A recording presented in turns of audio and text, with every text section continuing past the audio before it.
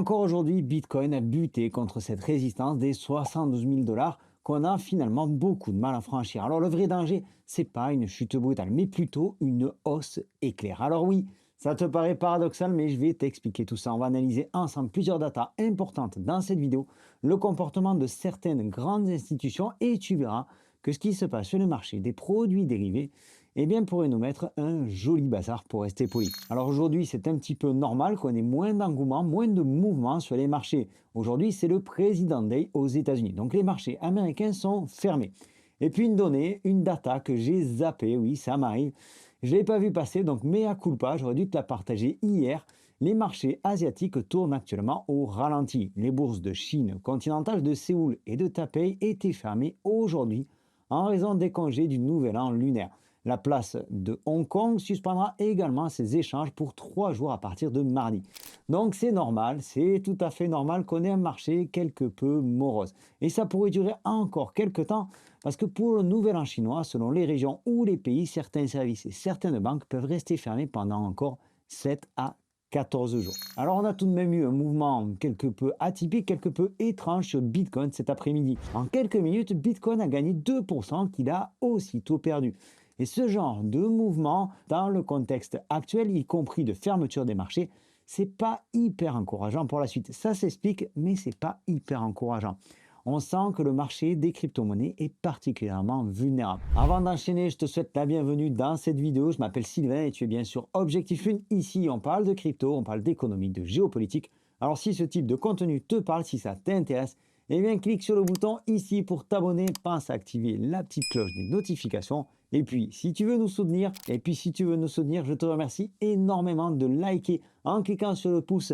YouTube adore ça, l'algorithme de YouTube adore ça, ça met le contenu en avant et je t'en remercie. Vous avez d'ailleurs apprécié la vidéo d'hier, merci beaucoup à vous.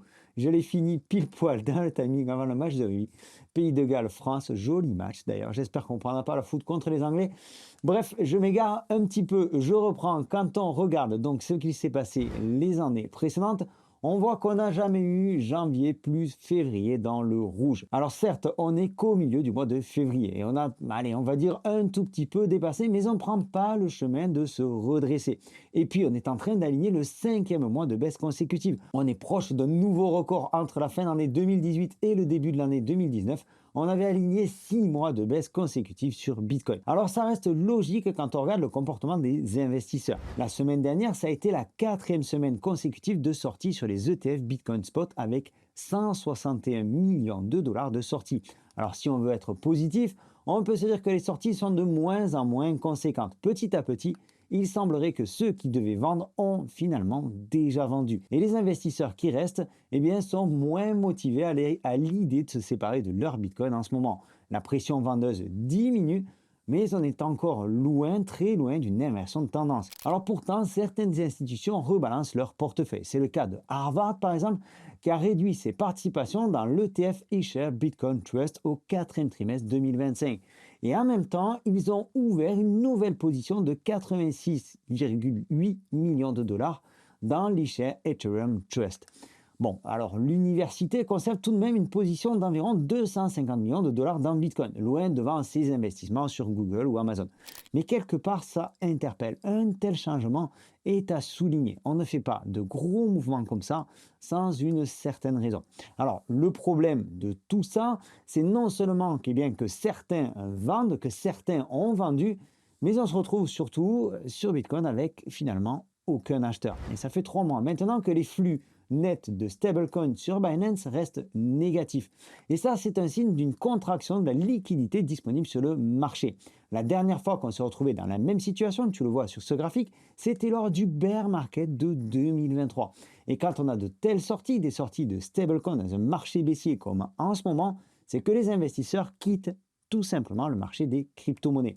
En décembre, c'est 1,8 milliard de dollars qui sont sortis de Binance. En janvier, 2,9 milliards de dollars. Et pour le moment, à date du 16 février, quand j'enregistre cette vidéo, c'est déjà 3 milliards de dollars qui sont sortis, alors qu'on est à peine au milieu de ce mois de février. Donc c'est suffisamment significatif pour inquiéter un petit peu les investisseurs sur le marché crypto.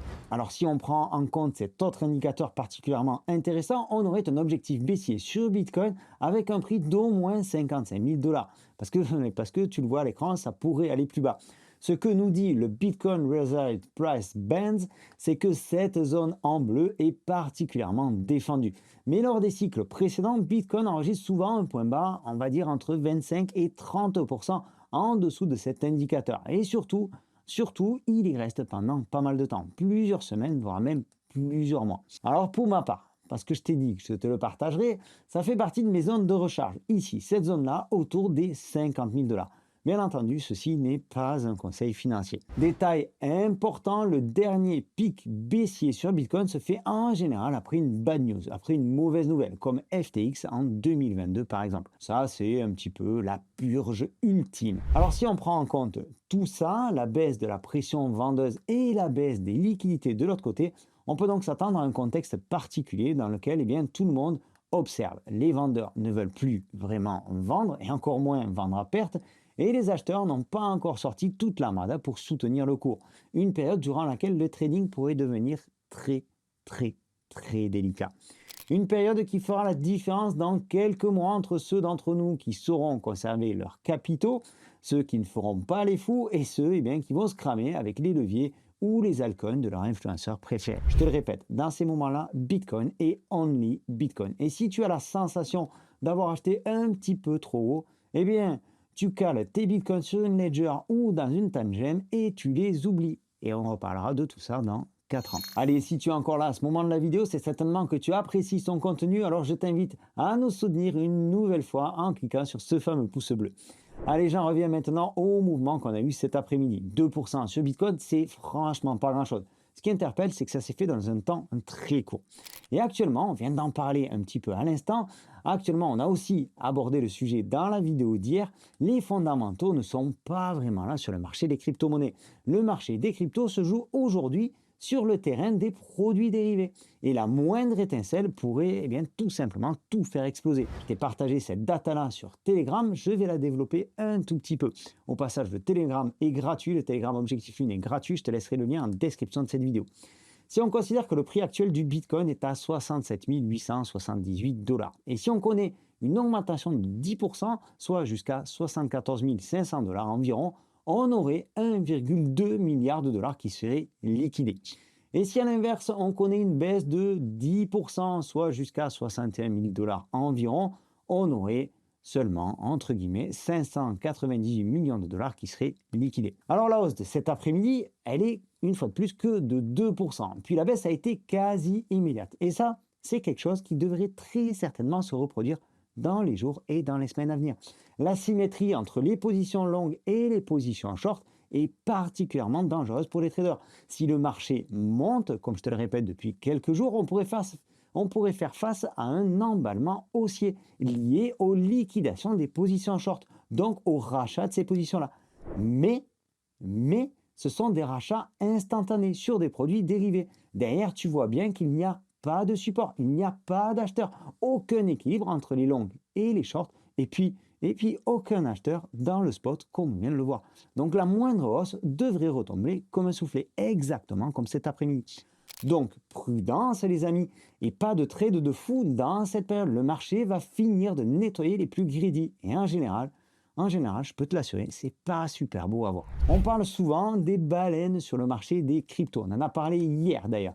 Ils n'ont pas les mêmes moyens que nous. Ils ont déjà de leur côté commencé à recharger. Perso, je sais pas toi, mais moi j'ai pas envie d'être le petit Nemo qui se fait manger par la baleine. Si tu as compris l'image, tu vois pertinemment où je veux en venir. Allez, c'est tout pour aujourd'hui. On se retrouve demain pour une nouvelle vidéo. Avant de nous quitter, un dernier like. Abonne-toi en cliquant par ici. Active la petite cloche si ce n'est pas encore fait. Prends soin de toi et tes cryptos. Ciao!